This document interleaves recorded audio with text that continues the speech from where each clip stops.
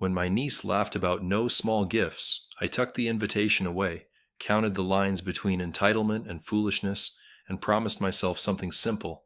If she measured love in package size, I'd show her how fast big gifts shrink too. Before watching the video, please tell us in the comments from where you are watching this video. The envelope arrived on a Tuesday with gold foil and smug corners.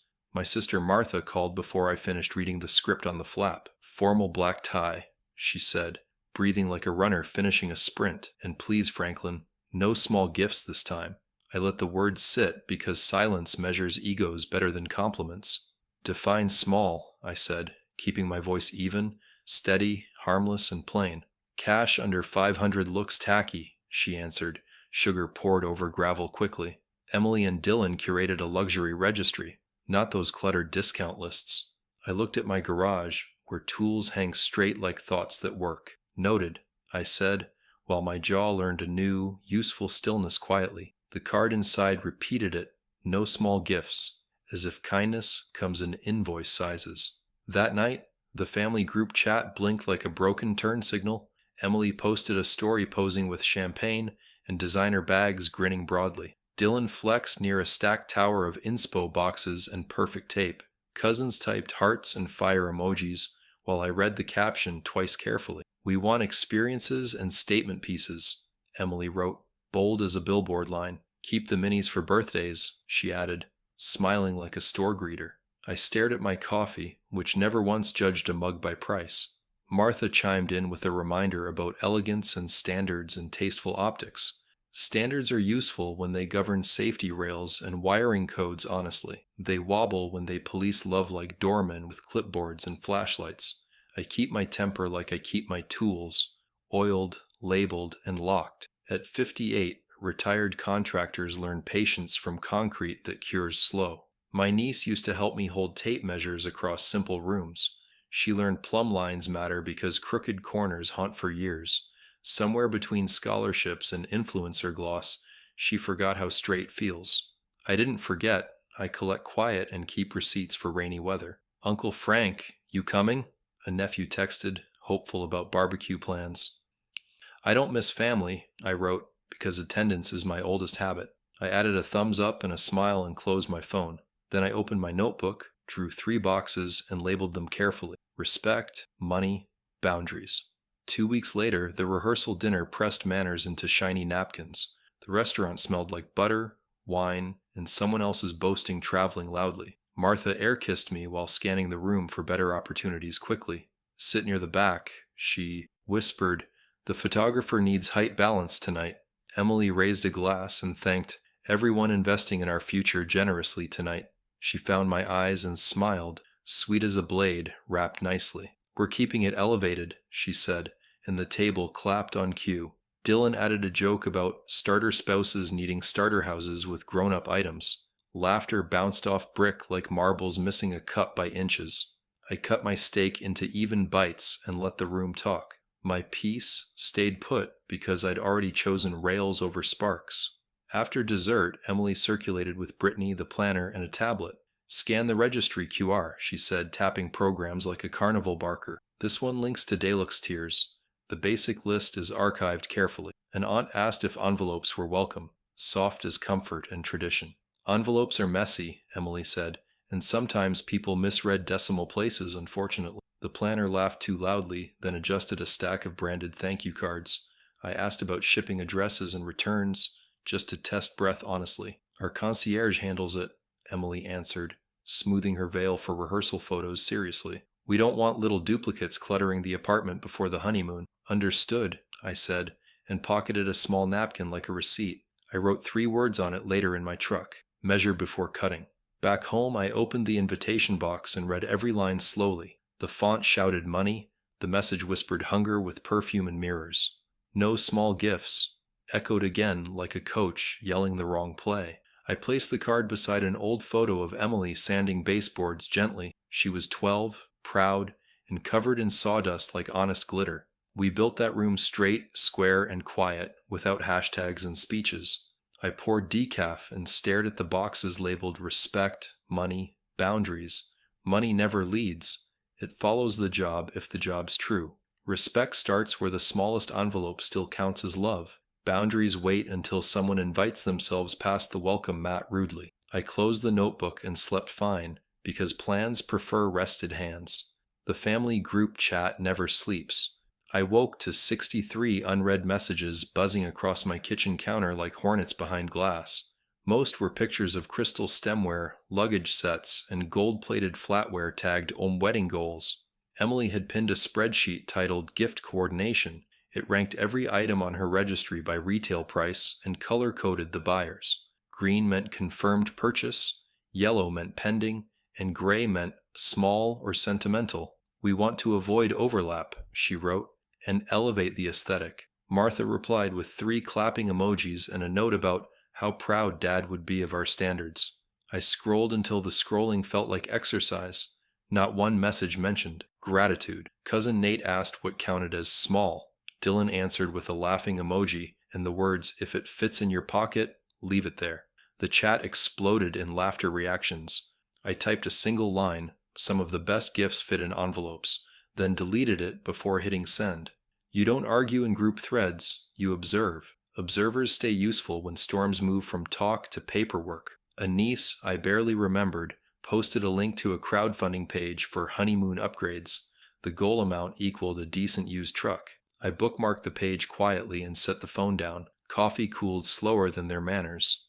Martha called an hour later, full of syrup and urgency. "You saw the thread, right?" she said.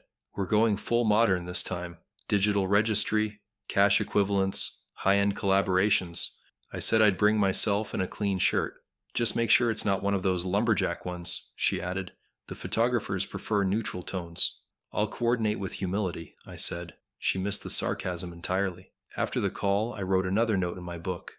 Never argue with people who confuse brand loyalty with love. By midweek, I learned more about the registry than most guests would. Curiosity is free. Research is habit. The site listed 3 categories: essentials, experiences, and signature pieces. Under signature sat a $1,100 espresso machine, a drone for honeymoon content, and a bespoke fragrance consultation in Milan. At the bottom, one line read, "Small gifts redirect automatically to charity at couple's discretion." That clause told the truth in lowercase letters. Small didn't mean charity. It meant we decide if it counts. I printed the page because screenshots can vanish. Paper behaves better under oath. Later that day, an old friend from the supply business called about fishing plans. I told him about the registry rule, expecting a chuckle. He whistled instead. "That's not a wedding, that's procurement," he said. "You going?" "Wouldn't miss it," I answered. "I like watching budgets pretend to be emotions." We both laughed, but mine landed heavier. Revenge doesn't need rage, it needs patience and ledgers. That night, Emily posted a countdown video, 15 days to the most elevated event of the year. She ended with a wink and the caption, "No pressure, but we'll remember who brought what." The comments filled with emojis and exaggerated promises. I scrolled past the noise and stopped on one quiet remark from an older relative. What happened to just saying thank you? It had no likes, but it had weight. I liked it privately with a long press of my thumb, a small protest no algorithm would notice. When the phone finally stopped glowing, I opened the notebook again. Respect, money, boundaries. The 3 boxes waited. Under money, I wrote, "Let them measure generosity in inches. I'll measure it in silence."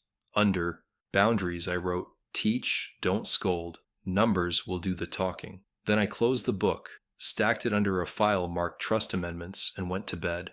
Plans sleep better when built on math instead of mood. The rehearsal dinner lived inside a room that smelled like truffle oil and new money. Chandeliers hung low enough to make eye contact, and a wall of wine flexed like a trophy case. Place cards spelled our names in a font that tried too hard. Martha air-kissed me, then steered me toward a table near the service door. "Cameras need symmetry," she said, adjusting my chair without asking. Emily floated in, wearing sequins that caught every light in the building. She lifted a glass and announced a quick reminder about no small gifts, as if she were reading a dress code. Laughter skittered across the room and stopped at my chair like a timid dog. Dylan added a line about keeping it luxe so the photos age well, and the planner clapped like a metronome. I cut into roast chicken that cost 3 times what it tasted like and let the knife keep me patient. Aunt Beth stood to share a story about Emily helping at a church bake sale. Martha cut her off with a smile made of glass. "Tonight is forward-facing," she said. "Let's keep memories elevated." Beth sat down with hands folded, cheeks pink, eyes kind and tired. Emily started a gratitude circle that sounded more like a pitch deck. "We're beyond basic," she said, tipping her chin toward the registry QR. "Please select signature items, not fillers." A cousin whispered that envelopes felt old-fashioned, and Emily laughed softly. "Envelopes usually forget zeros," she said, "and that's awkward on camera." Dylan smirked and said, "We'll thank properly when the big pieces land." I sipped water and watched the waiters, who knew how to be useful without saying a word. The planner brought a tablet for a live demo and asked me to scan first. I smiled and declined because I never beta test other people's cash flows. She pivoted to a groomsman who joked about ordering the espresso machine before the peasants wake up. The room laughed again, lighter, safer, ready to move on. Martha leaned over and patted my sleeve like a school principal. "Frank, if budgeting is tight, consider grouping with relatives," she said. "Presentation matters." I set my fork down and let my voice stay level. "Presentation never fed a family," I said, "but it can choke one if you let it." She blinked, then smiled wider and called for the next toast. Dylan raised his glass and shouted out, "Investors in our future," which is not what family is. During coffee, Emily made rounds with the planner like a hostess at a showroom. She stopped behind me and rested her hand on my chair. "Uncle," she said sweetly, "no tool store gift cards this time, okay?" The nearby table snickered, and someone said, "Home Depot isn't couture." I turned, met her eyes, and kept my tone even. "Tools built the roof over your head when you were 12, I said.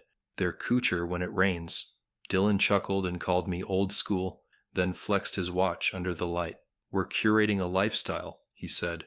"We want pieces that announce arrival." "Arrivals don't last," I said. "Good framing does." Emily rolled her eyes and moved on, leaving the planner to mop the silence with a joke about dessert. The photographer began staging gratitude content near a flower wall. Couples posed with oversized cutouts of high-ticket items like game show prizes. A server whispered, "Good luck," as he set down my pie. I asked why, and he smiled the smile of people who see waste for a living. "Managers count tips," he said. "Guests count likes." I took a bite and thought about the first day Emily learned to sand baseboards. She had listened, measured twice, and smiled when the corner met clean. Somewhere between that corner and this flower wall, the level went missing. I finished my coffee and chose not to hunt for it in public. Martha gathered a select few for a private toast and left 3 chairs empty. One belonged to Aunt Beth, one belonged to the uncle who fixed everybody's brakes. The third was mine. From the back edge of the room, I watched the champagne foam and the teeth flash. Emily raised her glass and said, "Here's to big love and bigger gifts." The cheer rolled across the linen like a spill someone refused to wipe. I stood, straightened my jacket, and walked out into the cooler hallway. The hotel smelled like lemon cleaner and quiet rules. I took a slow breath and let the math settle. Insult, pattern, timing, leverage. Revenge didn't need fireworks, it needed gravity and a clean drop. Out back, the valet canopy flickered while a delivery truck idled near the dock. 2 dishwashers smoked in silence and traded shift gossip. I asked them if the planner treated staff well, and one laughed into his sleeve. "She treats the camera well," he said. "That's different." I thanked him and stared at the night sky that didn't care about cutlery brands. My phone buzzed with a group text about signature contributions and premium seating. I blocked the thread with 3 taps and saved the invitation photo in a new folder named Boundaries. Then I called Gail Porter and left a clean, short message. "I need to move some things before Saturday," I said. No rush in my voice, but I want rails. I drove home along county roads that remembered my trucks by sound. The dark fields steadied me more than any prayer I knew. On my kitchen table, my notebook waited, open to 3 boxes. Under respect, I wrote, "Protect small gifts like their oxygen." Under money, I wrote, "Don't feed greed, feed gravity." Under boundaries, I wrote, "Teach with action, don't teach twice." I closed the book and set it on a file labeled Deed Cabin. Then I turned off the light and listened to the house breathe. Tomorrow would be about plans that don't blink for cameras. The day after would be about receipts that don't care who laughs. I slept like a man who had decided where the studs were and which wall to move. The church smelled like hydrangeas, hairspray, and rented promises polished shiny. Ushers wore earpieces like bouncers, assigned to velvet pews and bragging rights. Programs glowed with foil, listing sponsors for floral walls and champagne carts. Martha fluttered like a social director, placing cousins by photo value, not age. I took my seat near a column where sightlines and exits stayed friendly. Emily arrived in satin that moved like it charged appearance fees per step. Dylan grinned for drones buzzing above the aisle like overeager dragonflies. The officiant spoke short vows about patience, work, and showing up when no one claps. He sounded like a man who knows roofs leak after ribbon cuttings fade. They kissed, confetti cannons popped, and the crowd cheered like a scoreboard lighting. Cocktail hour sprawled across the lawn with signature drinks and signature attitudes. A violinist played pop ballads while the ice sculpture dripped discreetly into silver trays. Servers passed tuna tartare on spoons so tiny they felt hypothetical. A groomsman bragged about their content team, capturing reactions for a sponsored reel premiere. Martha inspected lapels the way inspectors check tags on fire extinguishers. "Black napkins, people," she whispered. "Lipstick ruins photos faster than rain." I kept water in my hand and my mouth on idle speed. A cousin waved a program and asked where envelopes should be placed today. "Envelopes are messy," Brittany answered, smiling like a brand ambassador on launch day. "Tap the registry QR and choose a signature level that photographs beautifully." The ballroom doors opened to a blast of uplighting and programmed fog. Centerpieces reached skyward like small trees raised on protein shakes. The head table sat on a riser with a neon sign reading "Arrived." Place cards grouped families by aesthetic, not by history or gentle comfort. The DJ hyped a reveal moment and begged everyone to gather close. He counted down, then pointed at two giant screens flanking the dance floor confidently. A sleek video rolled through, levels of generosity, from bronze to diamond prestige. "Please consider our signature pieces tier," he announced, bright voice kissing every microphone. "Smaller gifts are discouraged tonight so we can honor big commitments properly." Applause flickered, then faltered, like people unsure whether manners allow booing politely. Emily took the mic and smiled with the confidence of a paid endorsement. "Friends, we curated items that match our life," she said, chin lifted. "Think heirlooms and investments, not fillers and duplicates, okay?" she added, laughing lightly. Dylan wrapped an arm around her and pointed toward rotating QR codes. "Scan the adventures slide," he said. "We're rewarding top-tier givers with premium shoutouts." Aunt Beth clutched her envelope and looked at me like weather shifting sudden. Martha leaned down our row and whispered, "Let's keep it elevated tonight, family." I nodded and said nothing, because silence is cheaper than drama. Always.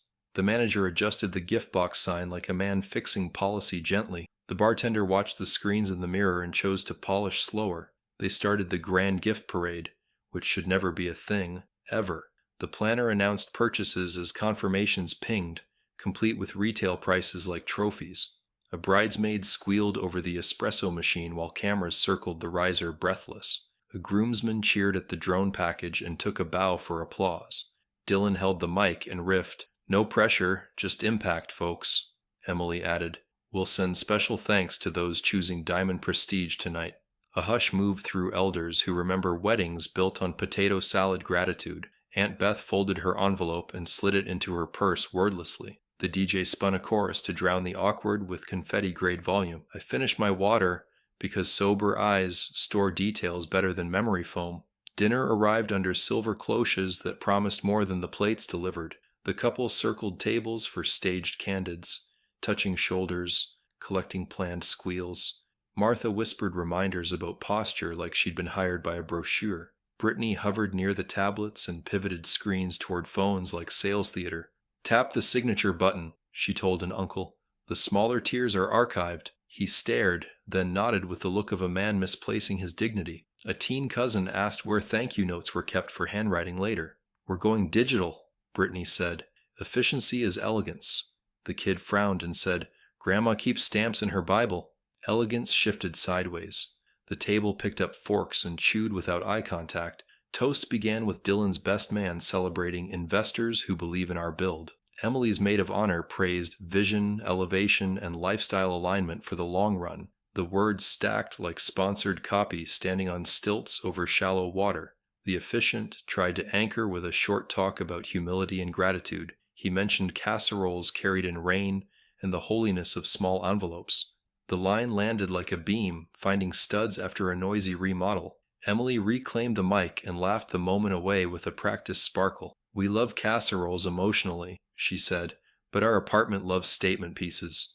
The crowd split into nervous chuckles and the clink of rescue glasses happening. I watched the bandleader quietly swap a song to something kinder, steadier. Aunt Beth finally rose, voice soft, but trained by decades of choir practice. "I brought a recipe and a check," she said. "Both feed futures." Martha tried to pivot with a clap that sounded thin in all corners. Emily's smile tightened by 1 millimeter, which is still a visible mile. Dylan said, "We appreciate intention," which is what people say before refunds.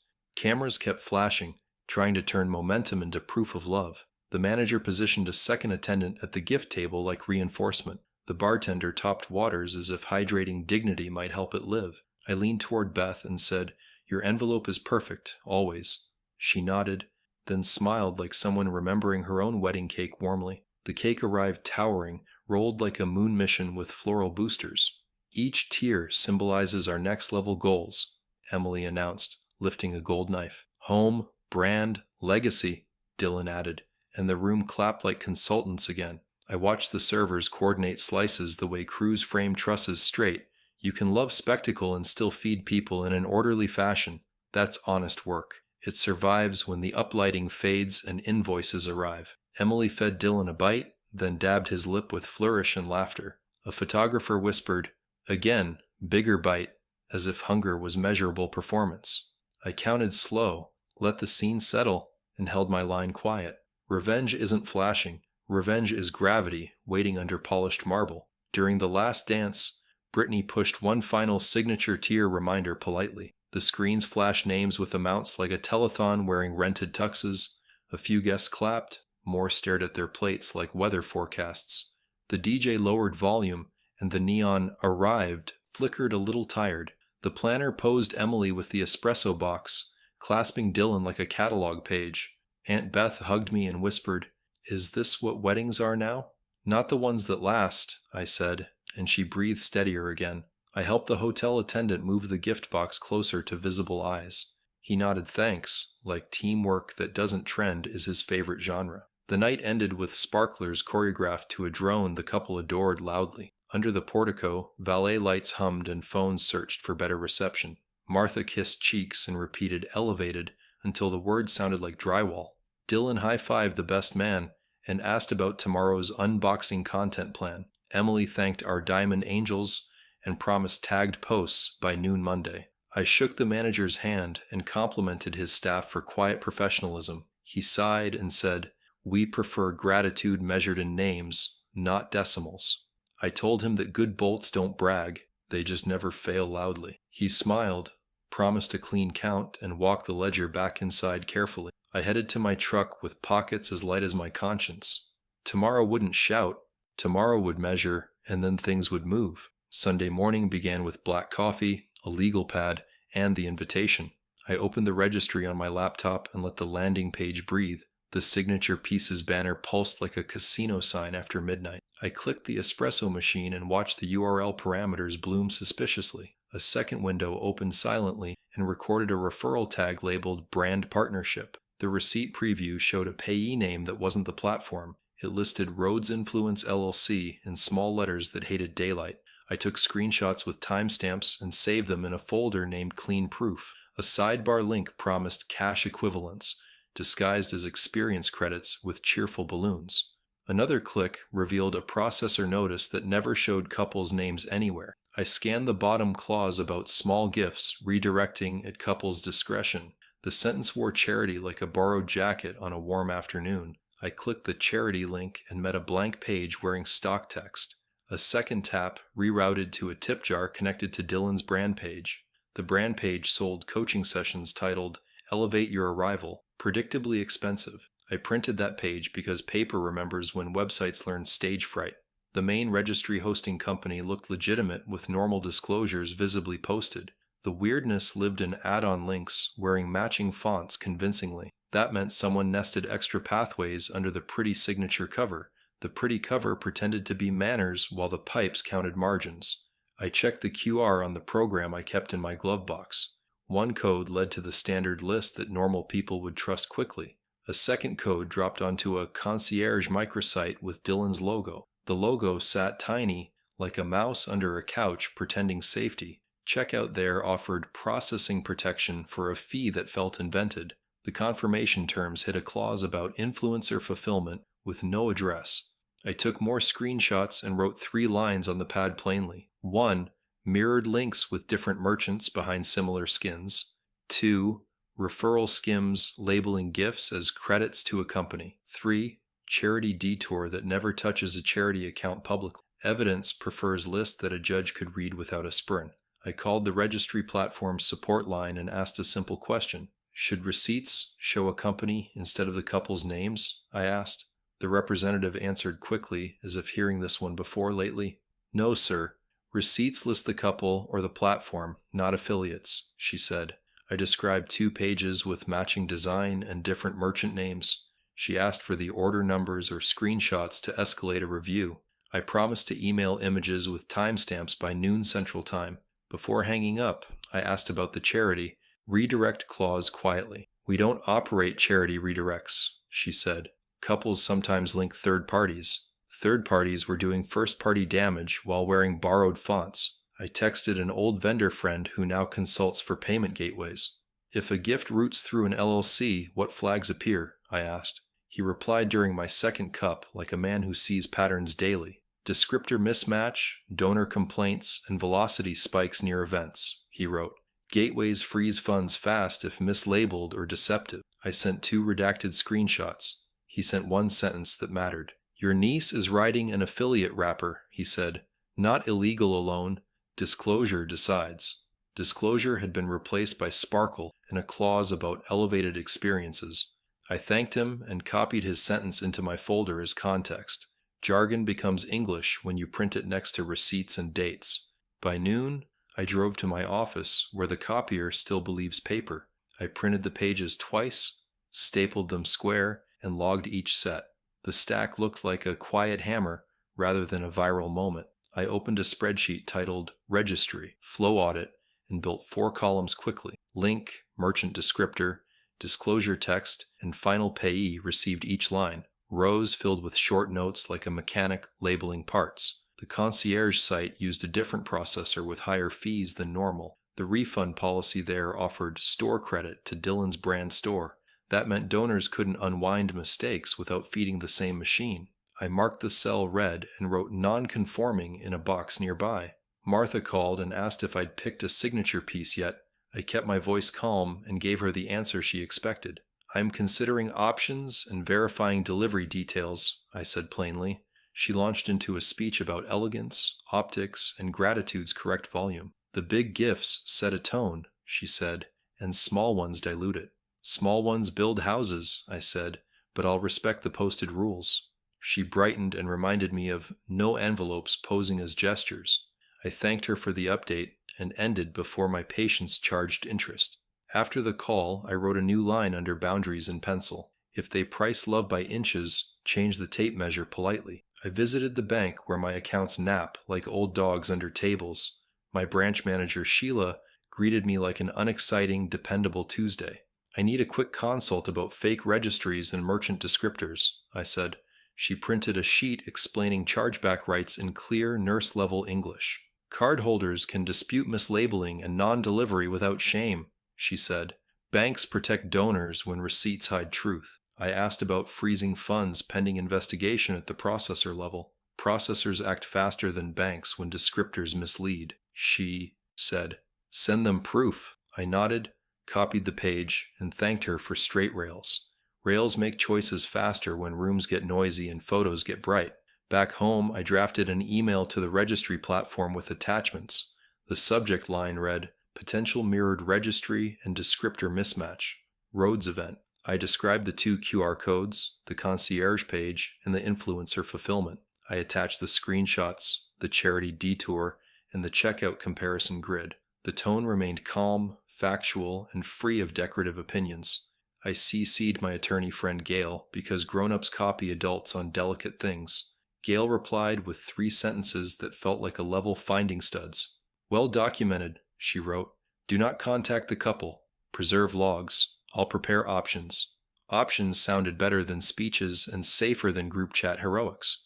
I sent the package and closed the laptop like a lid on sparks. Evening brought a "Thank you to our Diamond Angels" post from Emily online. She listed first names, tagged brands, and waved at future partnerships publicly. Comments poured hearts, while my printer cooled in the quiet next room. I felt no urgency, only the weight of a wrench set correctly. The registry platform replied before 9 with a short, careful paragraph. "We are reviewing and have suspended concierge link disbursements," the note read. "Please do not share this externally." I read it twice and placed the printout under clean proof. The faucet had slowed, maybe stopped, and I didn't need applause. Tomorrow I'd meet Gail, bring the packet, and choose the right screws. Before bed, I opened my notebook and drew 3 check marks neatly. Respect required protecting small envelopes without preaching at anyone loudly. Money required stopping skims without humiliating donors who meant well. Boundaries required teaching with paper, not anger or crowded microphones.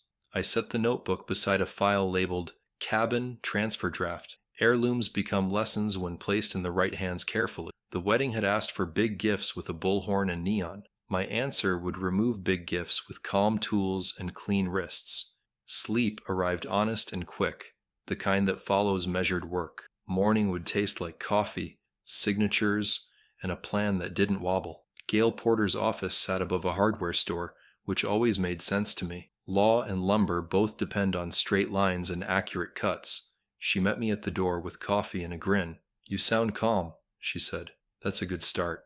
I laid out the printed packet on her conference table like blueprints, screenshots, contracts, registry fine print, and the letter from the platform lined up square. She flipped through silently, her eyes moving faster than her pen. "They built a funnel under a wedding," she said finally. "Not clever, just greedy." I nodded. "My sister and niece made it a status parade," I said. "I'm done clapping for expensive lessons." She took off her glasses and looked at me like a teacher about to assign homework. "So, what kind of lesson do you want to write?" "Quiet," I said. "Legal, final, and educational." She smiled. "The Holy Trinity," she said. Then she outlined the rails. "File a notice with the Registry Platforms Council confirming you're assisting their investigation. Secure your estate plan so that any family pipeline can't reroute your assets. Shift heirlooms, tools, the cabin, the trust, to beneficiaries who understand respect. Leave a paper trail so they can't cry misunderstanding when the music stops." She slid a pen across the table. "Let's start with step 2. You want the big gifts gone? Move them before they ask for more." I signed the authorization to prepare updated estate documents. "Who inherits now?" she asked.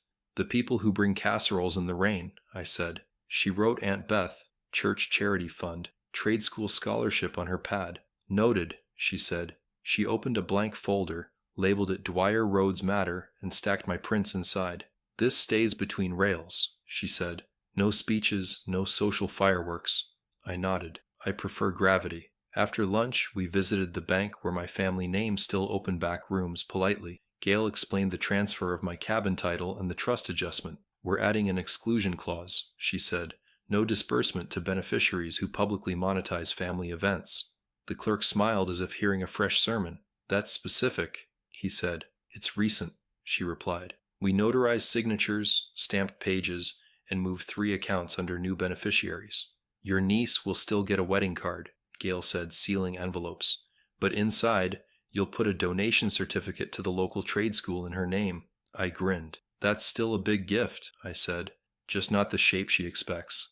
Back at her office, Gail drafted a short letter to the registry platform's legal team. It confirmed my cooperation and listed the mismatched descriptors with case numbers. "They'll escalate this as a compliance review," she said. "Funds freeze automatically for 30 days. I asked if I needed to warn Martha. "Let them find out the slow way," she said. "Shock teaches faster than lectures." Before leaving, I signed a will addendum naming her as executor for oversight. "You sure you don't want a family member?" she asked. "I want an adult," I said. She laughed softly and handed me a copy. That's legally binding and morally satisfying, she said. At home, I stored my new documents in the fireproof safe beside my father's level. That tool had never lied once in 50 years. I poured coffee and read the letter again, every word a measured nail. Gail texted one last note before signing off for the night. Platform confirmed hold on concierge disbursements. I replied, rail secured. Then I opened my notebook, added a line under respect. The biggest gift is restraint. Under money, redirect flow, not fury. Under boundaries, teach with paperwork. The moon hung steady outside my workshop window, pale and square. Tomorrow I'd visit the cabin and make sure the deed's new nameplate fit flush. The next day the wedding reels would post online, bright and loud, full of things already gone. I locked the shop and turned off the light. The sound of cooling metal and quiet justice filled the room like a hymn. Night settled over the hotel like cooling steel, and the lobby exhaled. The manager met me by the service desk with the ledger and a steady tone.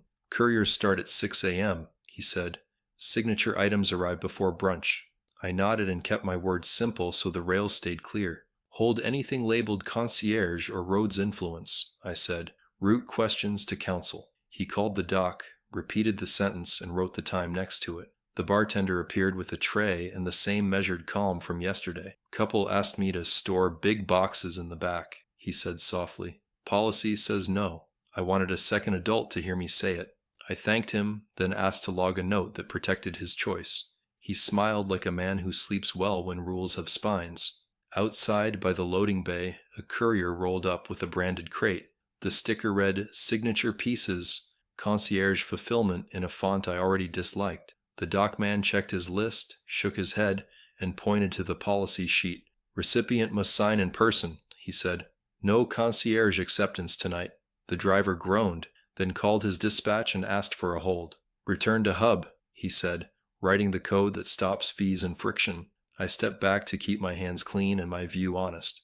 The manager whispered, That saves tomorrow from a fight over signatures. I said, Rails first, fights never, and he nodded like a hymn. We watched 2 more vans circle, read the sheet, and leave quieter than they came. I called Gail from the curb where the asphalt radiated last heat. Doc is holding concierge crates, I said. Drivers are tagging returns. She approved the sentence the way a carpenter approves a level line. Good, she said. Now pull the digital pallets before they reach the cart. She patched in the registry's counsel, who spoke like an accountant guarding oxygen. We've flagged the microsite, he said. All concierge descriptors are frozen 30 days. Gail asked him to notify downstream vendors that refunds beat deliveries. Send the memo tonight, she said. Subject, signature tier pause due to mislabeling. He agreed, promised timestamps, and asked for my packet one more time. I told him the binder title, Clean Proof. He liked that more than he let on. I drove to the couple's building because gravity sometimes needs a front desk. The night concierge recognized me from yesterday's polite small talk. Your family, he said. And yes, packages stack up here fast. I kept my tone calm and my request narrow, not nosy. Please refuse anything requiring building sign-off for Rhodes Influence, I said. Vendor dispute, counsel involved, all deliveries need direct recipient signatures. He wrote the instruction in the log beside a line for witness initials. I like paper better than angry influencers, he said, and I believed him. A rideshare driver tried to leave a box with a just drop note, but the desk slid it back with a firm smile. Small frictions save mornings. That's true in framing and families both. On my way home, I stopped at my workshop and rolled up the door. The big gifts I controlled sat exactly where adults leave them, quiet and insured. The cabin deed with its new nameplate leaned against the bench like a shoulder. My tool chest waited for the nephew who fixes brakes when others posture. I opened the safe and checked the scholarship paperwork twice without romance. Gail's envelope sat on top with fresh notarizations and a plain instruction. Deliver after brunch, it read, so they understand sequence without theatrics. I closed the safe and traced my father's level with a thumb. That line never lied, not once, not when houses shifted or storms tried. Tonight, my job was simple. Keep the big gifts away from hungry hands politely. At home, I brewed weak tea and opened the laptop to the registry's back end. The concierge link still blinked, but the payment page now showed a hold banner. I clicked the espresso machine and found a vendor chat bubbling at the corner. Question about address confirmation, the agent typed, exact and timely. I answered with the order number and the platform's pause notice attached. Order flagged by processor for descriptor mismatch, I wrote plainly. Please cancel and refund to source. The agent thanked me, cited their policy, and placed the stop ship code. No fee on cancellations tied to processor review, she added, which mattered. 2 more chats repeated the dance. Drone package halted, fragrant session voucher voided. Vendors speak receipt, they don't argue with clean dated words. I drafted 1 short message to donors who might worry tomorrow. If your receipt lists a company, your gift is being corrected, it read. Use the verified link on the card. No action needed tonight. Gail reviewed it live and removed any hint of victory. Kind and dull, she said. Judges love dull. We scheduled it for mid-morning, after the officiant's simple sentence. I then wrote 1 more email, this time to the building manager. Please note, delivery refusals for influencer-labeled items through Friday, I said. We'll update with court letters if needed. He replied with a thumbs up and a scanned page showing staff signatures. That page looked like a stud wall, vertical even, ready to carry weight. At 11, a final van idled by the hotel dock, driver rubbing his eyes. The crate label matched the earlier font, but the barcode flagged return. The dockman grinned and waved him through with the relief of an honest rule. No signatures, no headaches, he said. My favorite bedtime story. The manager locked the ledger and set the pen square on top. You going to sleep now? He asked. Sleep is earned, I said. Tonight we earned it. He offered a hand. I shook it, grateful for men who like policies. Back in my driveway, the night held still like a shop closed on time. I carried the binder inside and laid it on the kitchen table gently. The house smelled like cedar and old work done right the first time. I opened my notebook to the 3 boxes and added a quiet line. Under respect, I wrote, protect givers from embarrassment without naming villains aloud. Under money, I wrote, stop ship beats unboxing, refunds beat reels. Under boundaries, I wrote, remove big gifts without raising your voice once. I closed the cover and listened to the fridge hum like a metronome of ordinary life. Sleep came quick because I had nothing left to rehearse. Couriers would wake to return labels and shorter routes. Vendors would read memos and choose compliance over charm. The building desk would hold the line with a log and a smile. The registry would keep the faucet closed until labels told the truth, and the couple would reach for big gifts that weren't where they expected. Revenge didn't need applause. It needed weight and a quiet floor. Morning would bring fallout and explanations. I would bring coffee and calm. Numbers were ready. Paper was stacked, and gravity was on time. By sunrise, the hotel lobby buzzed with confusion masked as courtesy. Delivery vans circled like gulls that had lost their breadcrumbs. The front desk phones blinked nonstop, each light a new misunderstanding. I arrived early, carrying my coffee and a notebook of names that would need calm. The manager spotted me, relief already visible behind professional restraint. 24 crates returned to sender, he said. Courier said fulfillment hold in the log. He handed me the printout. Every item bore the label concierge, signature tier. Emily's name appeared on none of them. The merchant line read Rhodes Influence LLC every time. The weight of paper sometimes feels like a sermon preached correctly. Martha appeared from the elevator wrapped in silk and disbelief. Frank, did you hear? She said, waving her phone like a flag of panic. All of Emily's high-tier gifts got canceled. I let her vent 3 full sentences before breathing. Canceled isn't accurate, I said. Returned pending correction. Her eyes narrowed, the way mirrors squint when they meet sunlight. Correction for what? Everything was verified. I handed her the courier sheet, 1 calm page of evidence. Merchant mismatch, I said. The registry platform froze concierge disbursements after a compliance review. Compliance review, she repeated, voice thinning. Who filed that? The processor, I answered truthfully. She looked for guilt and found paperwork instead. Emily and Dylan stormed in minutes later, the kind of entrance that belongs to short-term royalty. We got messages from vendors, Emily said, scrolling her phone. They're saying refund pending. That's thousands. Dylan leaned forward, elbows on the check-in counter. Did you mess with the registry, Frank? He demanded. Vendors said someone reported fraud. I kept my voice even enough for the whole lobby to hear every word clearly. I reported discrepancies to the hosting platform after verifying public links. They paused processing for review. That's standard practice when labels lie. Lies? Emily repeated, her tone slicing between disbelief and panic. It's marketing alignment. The manager cleared his throat softly. The universal sign for this isn't private anymore. Guests from breakfast drifted by, pretending not to listen while clearly listening. Martha grabbed Emily's arm like a stage manager saving a scene. We'll fix this, she said, forcing calm. Frank, please unreport whatever you did. I opened my binder, turned one page, and tapped the section marked descriptors and jurisdiction. Only the processor can unfreeze accounts, I said. That requires new disclosures, written under penalty of perjury. Dylan smirked like a man bluffing a bad hand. We'll just tell them it's influencer marketing, he said.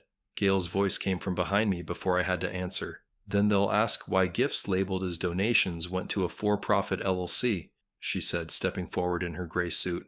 I'm counsel for Mr. Dwyer and a cooperating witness in the review. She flashed her credentials. The hotel staff instantly straightened. Emily's face drained. You brought a lawyer? I brought rails, I said. Gail explained calmly that the registry's internal investigation already confirmed misdirection. Funds will return to donors, she said. The couple may reapply for access once proper disclosures are filed. Dylan crossed his arms. You just ruined our wedding gifts, he said. No, I replied. You mislabeled them. I just stopped the siphon. Martha whispered something about embarrassment in appearances. Gail turned to her and said, Appearances improve when behavior does. It was the cleanest sentence of the morning. The manager approached with his tablet. Registry platform emailed confirmation, he said. All concierge deliveries on hold. Standard list active. He handed it to Emily, who stared at the bold line. Compliance freeze active. 30 days. Dylan muttered, We'll sue, without meeting anyone's eyes. For what? Gail asked. Transparency? He opened his mouth, closed it, and checked his reflection in the lobby mirror instead. Emily's voice softened to pleading. Uncle Frank, can't we talk about this privately? We just did, I said. Outside, couriers rolled crates back onto trucks, logos flashing like surrender flags. Aunt Beth arrived carrying her small envelope and a casserole dish wrapped in foil. She passed Emily quietly and set both on the desk in front of me. Morning, she said. Figured you'd be early. Emily watched, speechless, while Beth added, Small gifts last longest. The clerk smiled and offered to refrigerate the casserole. The room exhaled for the first time that day. Gail handed me a signed copy of the court filing for my records. It's all moving, she said. Let gravity finish. As the elevator doors closed behind Martha's protest and Emily's trembling silence, I opened my notebook and wrote 3 lines. Under respect, let truth speak louder than shouting relatives. Under money, freeze what leaks, warm what feeds. Under boundaries, revenge without rage repairs more than it breaks. The day wasn't noisy anymore. The hotel lobby hummed with normal footsteps and the sound of paper working exactly as designed. Gail's conference room smelled like coffee, toner, and the inside of a file cabinet. The blinds cut the noon sun into tidy stripes across the table. Martha arrived first, chin high, and asked if this was truly necessary. It is, Gail said, calm as a checklist read twice. Emily followed, sunglasses on inside, phone clutched like a flotation device. Dylan trailed, pretending not to exist, which finally suited him. I sat where the light didn't glare and kept my hands folded. This is a will review, Gail began, voice even and unhurried. Not a trial, not a spectacle, and not a negotiation. Martha exhaled loudly and called the timing cruel. Timing is what happens after choices, Gail said. Let's begin. She opened a thin folder labeled Dwyer, amended will and trust in blue ink. Mr. Dwyer updated his estate documents last week, she said. He now directs major assets to beneficiaries who match his stated values. Emily's laugh came out small and breathless. Values, she said, like refusing to celebrate your niece? Like protecting generosity from being measured in inches? I answered quietly. Gail summarized the key changes in plain English, not Latin or theater. The cabin transfers to the Trade School Foundation, she said. It will fund tool scholarships annually. Martha's lips thinned like tape stretched past safe tension. Emily took off her sunglasses and stared hard at the table grain. Gail continued, careful and exact, like a carpenter calling cuts. The contractor's scholarship receives a bequest from the investment account, she said. Aunt Beth receives a lifetime cabin pass and a stipend for upkeep.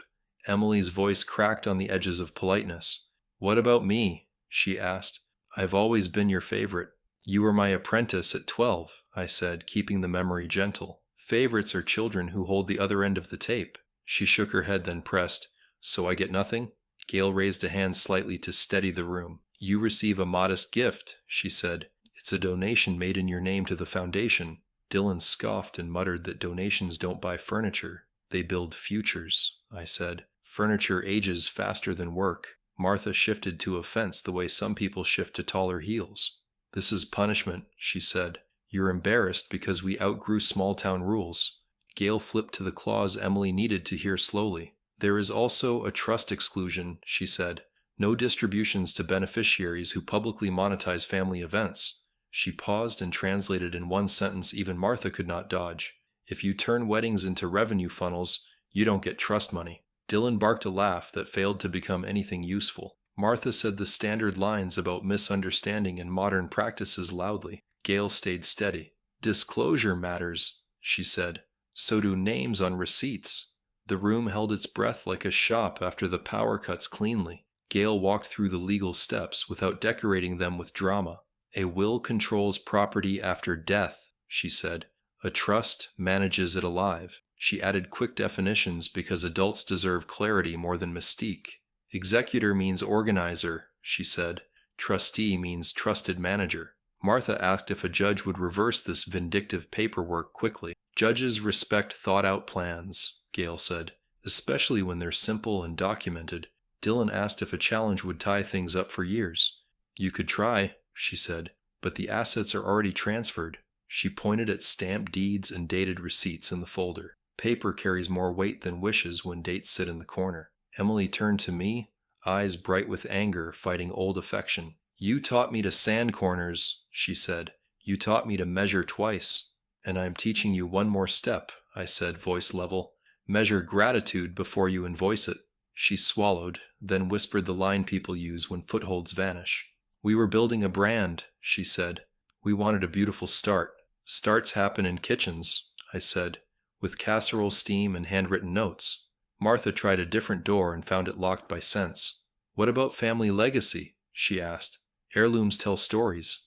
Heirlooms rot in storage when gratitude shrinks, I said. Stories live when tools stay busy. Gail presented 3 letters for signature and 2 for acknowledgement. These letters notify third parties that distributions changed, she said. They also confirm the registry matter is closed from our side. Dylan reached for a pen, then set it down like it burned. What if we apologize? Emily asked, softer now, not staged. Not for cameras, for real. I nodded because I've waited my whole life to reward honesty. Then start with donors, I said. 2 sentences, no adjectives, and their names spelled right. Gail added the practical next step for people seeking repair. You can also set up a small scholarship in your own names, she said. Not for content, just because it's good. Martha asked if Sunday brunch would always be remembered for the freeze. People remember how rooms feel after noise, Gail said. Brunch felt calmer when truth sat down. Emily wiped a streak from her cheek and stared out the blinds. We did this to ourselves, she said, like a nurse reading a hard chart. You stopped it, she added, glancing at me without acid. Thank you for that. Dylan tried one last shrug that never learned humility. We still need a bed, he said. Then buy one, I said.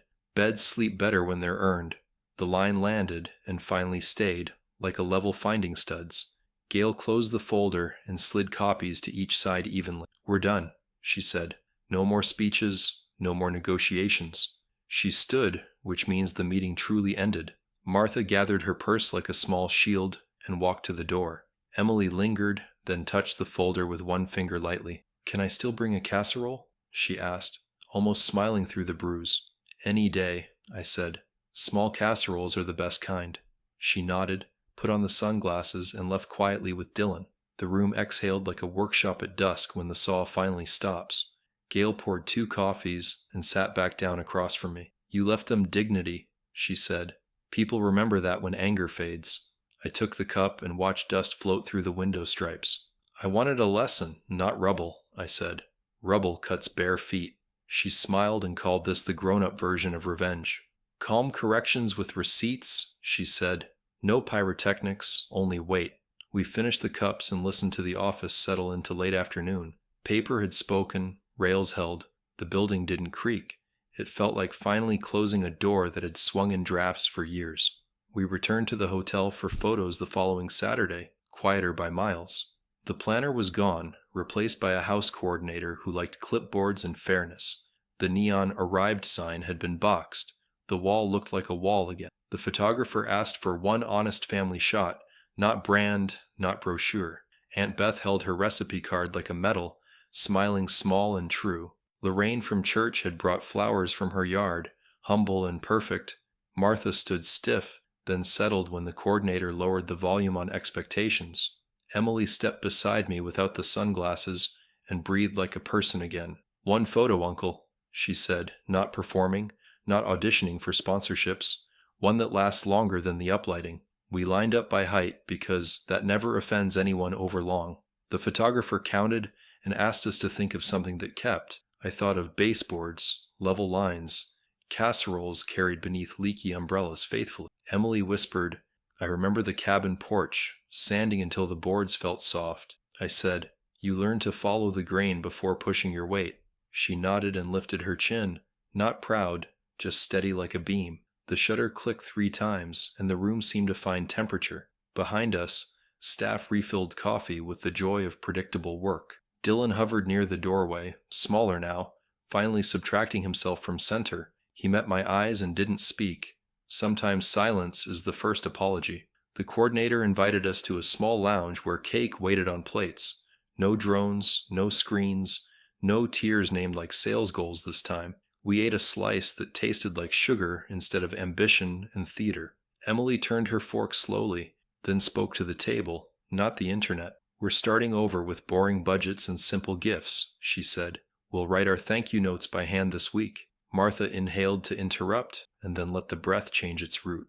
"I'll bring stamps," she said, softer, older, maybe wiser by a degree. "Grandma kept them in her Bible. I can keep them in a drawer." Aunt Beth laughed and said, "I've got envelopes that don't judge anyone's handwriting ever." I raised a glass of water because water tells the truth honestly. "To small gifts that carry big respect," I said, slow and even.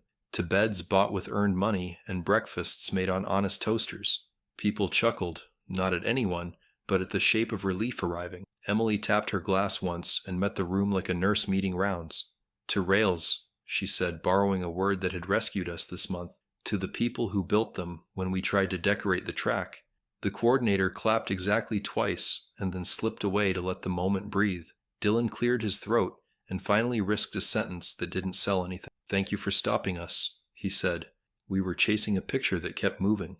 After cake, we walked the ballroom quietly, seeing the bones of a party. Without fog, lights, and countdowns, the space looked like an honest floor. The hotel manager waved from the doorway with a ledger tucked under his arm. "Gift table closed clean," he said.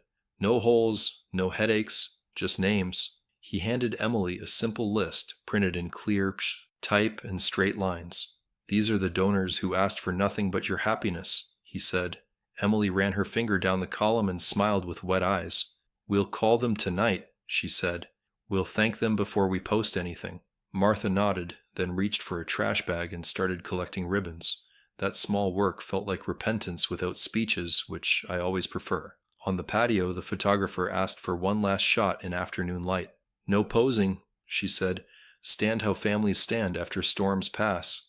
We did, feet shoulder width, hands easy, eyes open, chins normal. Emily leaned toward Aunt Beth as if learning to share weight again gently. Dylan took half a step behind her like he finally understood staging. Martha stood at my side and didn't instruct anyone where to aim. The shutter clicked, the breeze lifted, and somewhere a cart rattled toward evening. "That one's the keeper," the photographer said.